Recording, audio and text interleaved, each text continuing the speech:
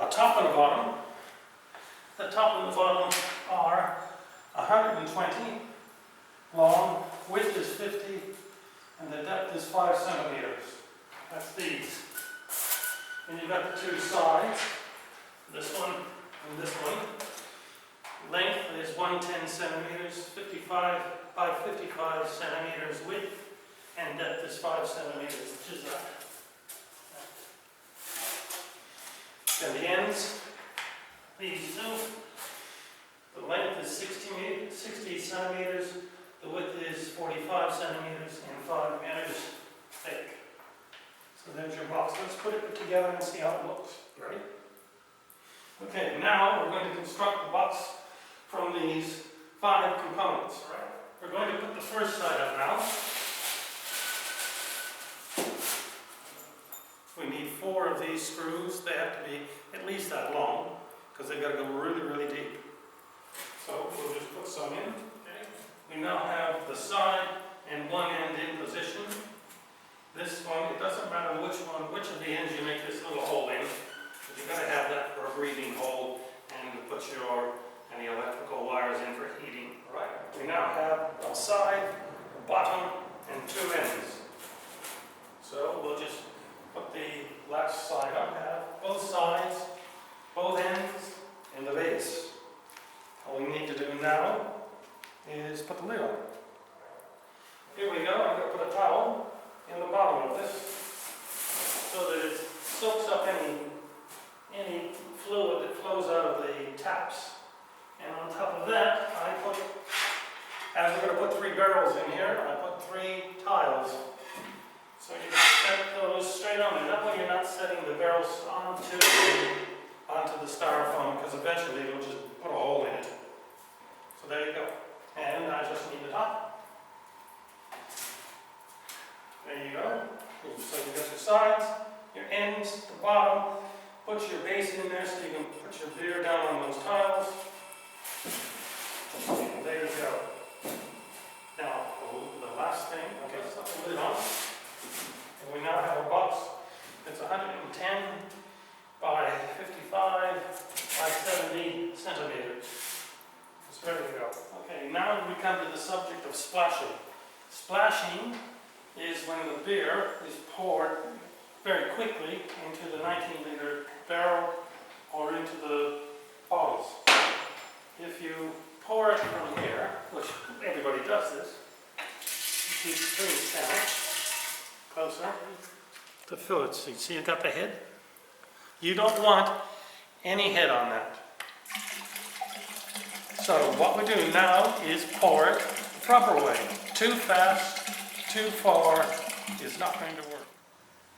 Now, what we have here, that's the fermenter with the brew already fermented, ready to go.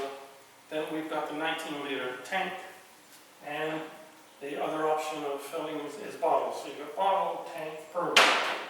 All right. To avoid splashing, which you just saw go in there and splash all over the place, the ideal way to do this, get your thing full, so that there's, you see how that's coming out? Look at that, that's beautiful. And just take that and put it straight in there, bring the camera closer. Now, come and have a look inside here when I'm pouring this. And notice the difference with the hose on there. All right? Look at the difference. See how that's pouring? No splashing.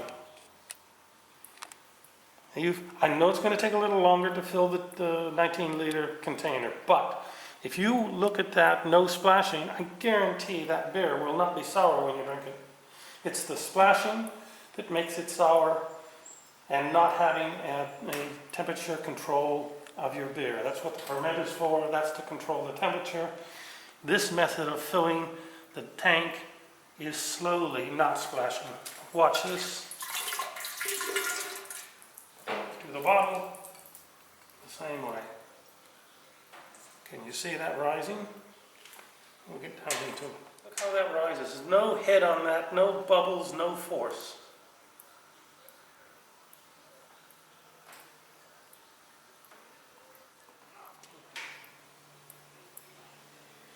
There you go.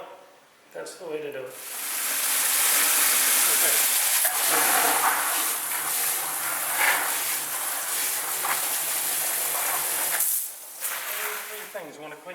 bottles. You want to clean the 25-liter bucket and the 19-liter tank.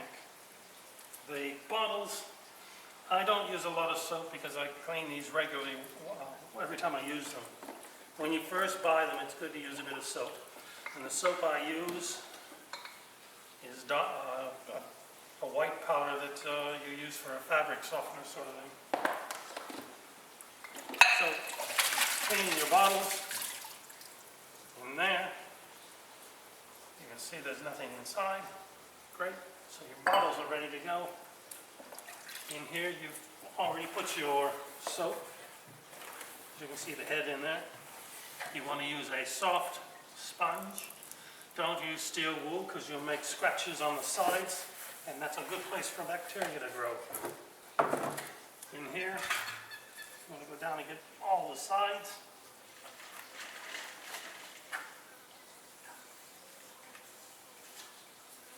And then rinse with water. Yep. Okay, the bottles are already ready with the tank. Give it a good swish. Put them in the garden if you can.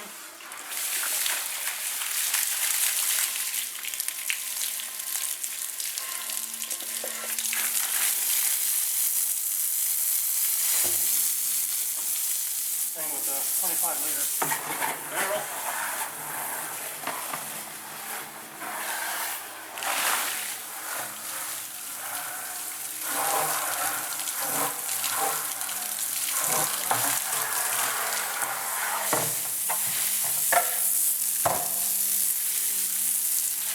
Now you've cleaned all your equipment. You want to clean the tank and the barrel as close to the time you're going to put the brew into it to ferment. An hour is not good, 2 hours is very bad. I'm going to go straight into the kitchen now and make 3 barrels of beer. Now, if you don't want to wait too long, you'll get too much bacteria. You can see that's nice and clean. You can see that's nice and clean. All right. So let's go in the kitchen and make 3 barrels of beer. Turn it off. Now we're going to make 3 barrels of beer, so we take the tins of beer, any beer, open all the lids. Remember I said to do the clean of the barrel as close to time you're going to pour this. Also, it's important not to take these lids off too early either. When you're going to pour it, that's the time to take them off.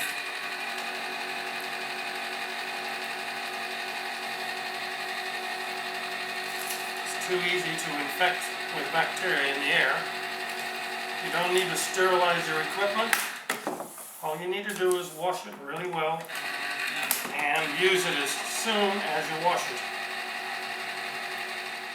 Okay, now we've put the barrels upside down. They're all washed, cleaned, ready to go. We're going to put sugar or dextrose, whichever you like, into those, and our beer. Put as much beer in as you can, and then twirl the tin. Can you see that twirling where it stops? This one until it stops. And the third one. That's lovely. I like that.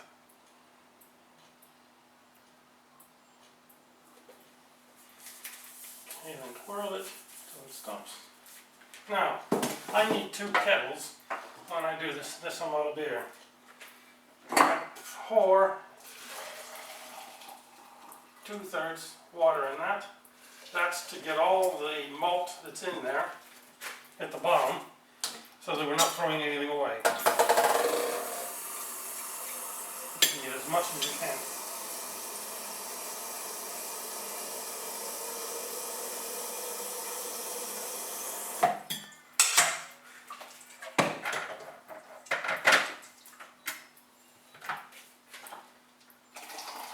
Get those in. The reason I do these first is because they take a long time to heat up. Then we fill the 3 buckets.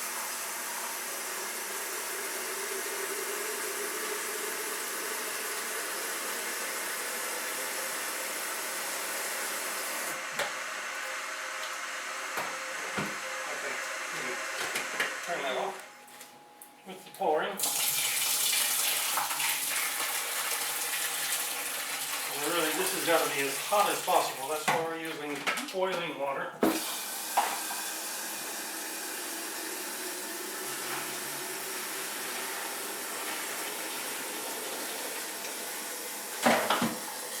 You can see why you need 2 kettles going. It takes forever. We've got the kettles boiling up. What we want to do is to put either dextrose or sugar.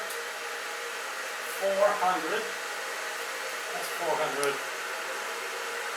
There's 1,000 mils that you can put in these. That's too much. So I put 2 4s, which is 800, and that makes the beer around 5%. So 2 400s in each one of those.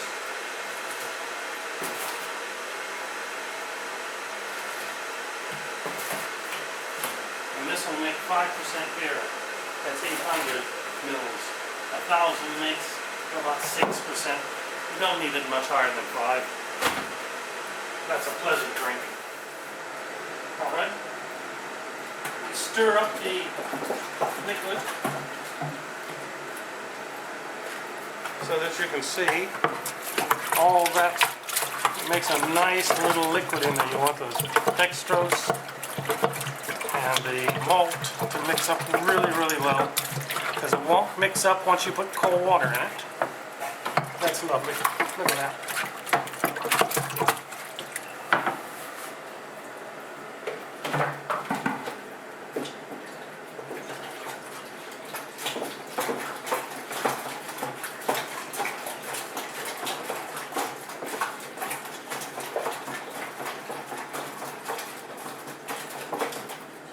All you need is 1 more.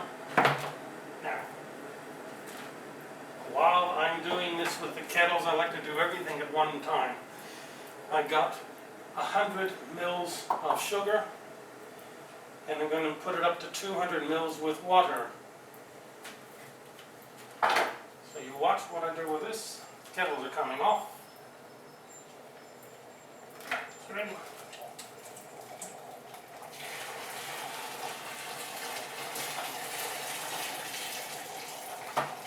You filming?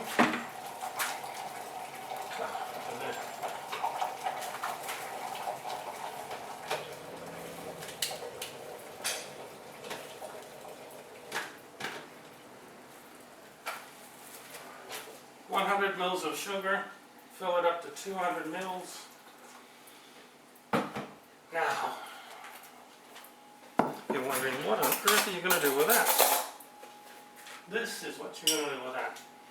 You used to take sugar and put 2 or 3, one of those teaspoons into the bottle. Many people do that and they blow up because the sugar just doesn't dissolve. What I do is I dissolve the sugar.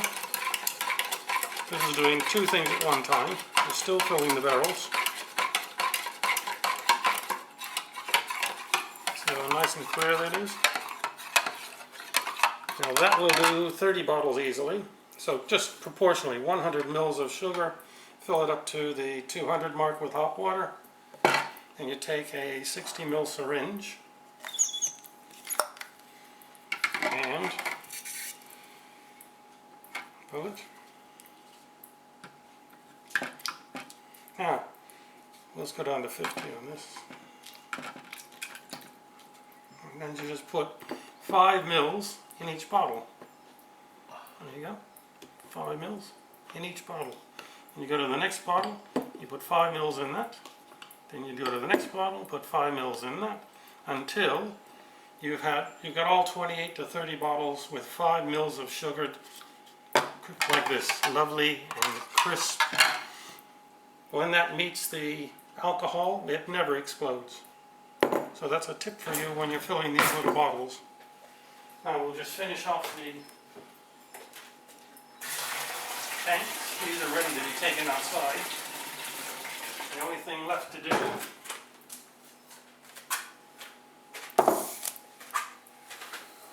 these are very hot, by the way.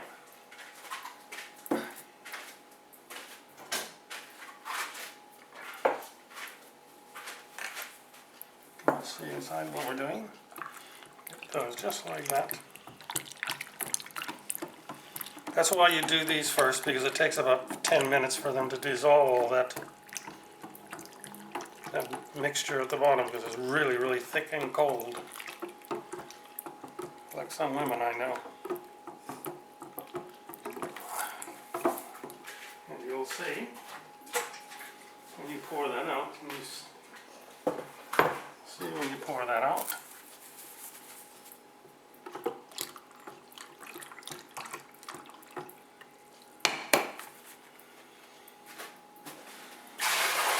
What does that look like? See how clean that is? You didn't waste a drop. Okay.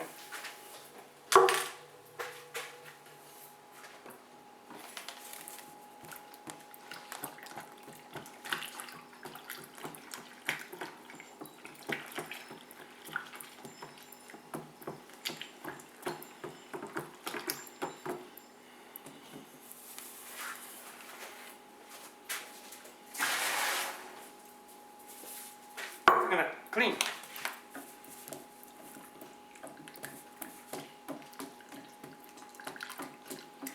Now, these 3 barrels make 90 bottles of beer. They're ready to take outside and put in the fermenter and add the remaining water.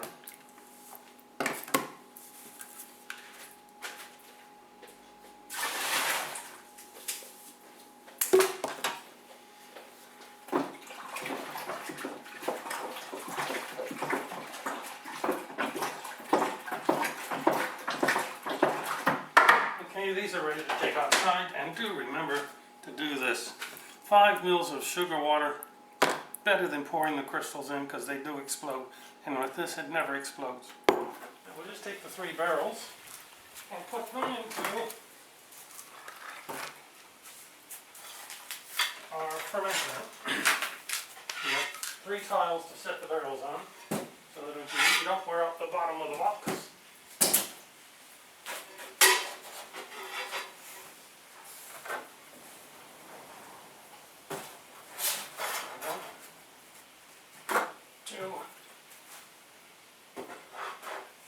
I do these while they're empty like that because it's too hard to lift when they're full.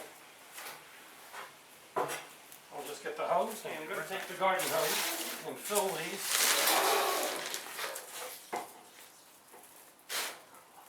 I'm only making 19 liters. They are 25 liter capacity, but the tank only has a 19 liter capacity.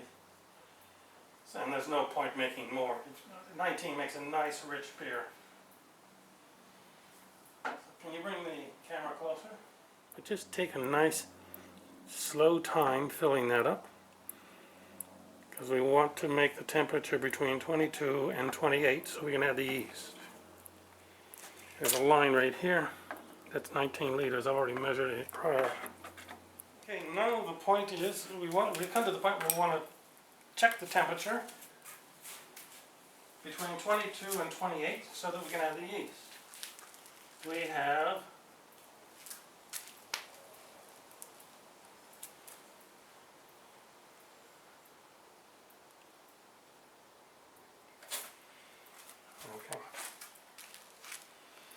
all of these are 30. Okay, stop filming. So now the beer is all 28 degrees, ready to do the yeasting. Just take your packet of yeast, drop it in, and don't stir it.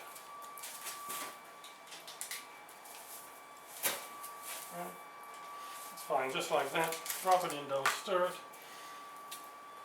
They were all coming up pretty much on 30, so I take 3 liters of ice and put in the fermenter at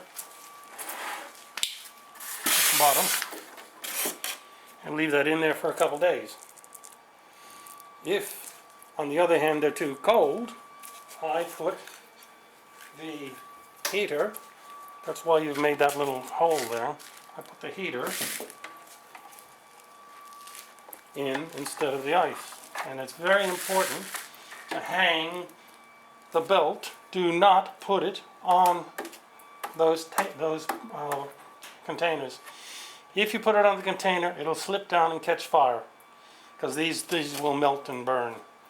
So hang your belt on there until the temperature comes up to what you want. Put your ice in until it comes down to what you want.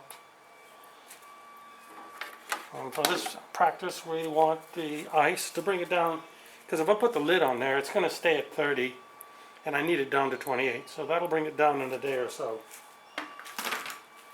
Then I don't use those plastic tops with the bubbles, because they do attract a lot of bacteria. It's very hard to clean, and I don't want my beer going off. So I just put cloths on them.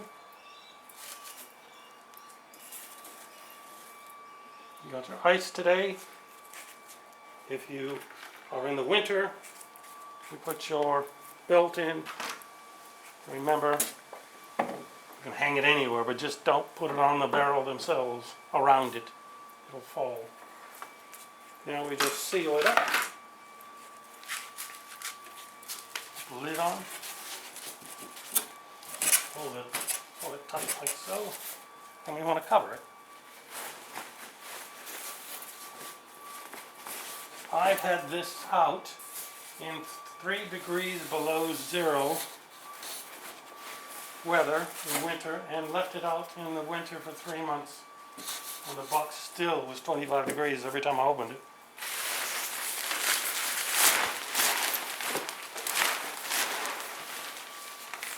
There you go. That's your beer. And every day come back, take the lid off, and take the temperature. When the beer gets into the green zone on your hydrometer, right? You put this in after 7 days, and it has to come to the green, where that green line is. That's 1,000. When it's there, and there's no more fermenting, no more bubbles in the bin, it's ready to pour. It's also drinkable in 7 days by using the carbon dioxide technique. Instead of sugar in the bottle, you take and put the tanks with carbon dioxide, and in 24 hours the bubbles are filled up into the tank, and you can drink it. Like I said, 7 days you can drink this. So virtually what you've got is 90 bottles of beer coming off, 90 of these. Every 7 days you've got 90 of these. I showed the thing, didn't I? You get 90 bottles of this coming off every 7 days. So the ideal thing is to get 500 bottles stored up of this, so that you get 3 or 4 month old beer. With the tanks, you can drink that straight away once the carbon dioxide's gone through it. So there you go. 90 bottles every 7 days, you can't beat that. Okay, now as I was saying about the carbon dioxide, you got the tank here. You can put 3 of these 19 liters, which gives you 57 liters to drink. You quite simply put the gas in one end, the out thing on the other end. The beer comes out there. I'll just turn this on. So, when you first take the tank and put it in, to put the gas in, you put this on 200 and leave it for 12 to 18 hours. After 12 to 18 hours, you bring it down so that it's on maybe 8 or 9. There you are. After about 12 to 18 hours, you take it from 200 down to about 5, and that's your pouring. It'll pour nicely. And the trick is with this thing, the first time you come to pull your glass of beer, pour the beer, turn this off. That will pour another 10 bottles of boxes of beer or bottles of beer. It'll still keep going when you turn it off. See? You can still keep filling, but that's off, which saves you a lot of the carbon dioxide, because these are about $30. Now, with the cleaning of this, when it's time to clean it, you take a warm water in one of these up to about here, put some bleach in it, and run the whole thing through the system, and then run clear water like that through the system. Takes about half an hour to clean it. It comes out beautiful and brilliant.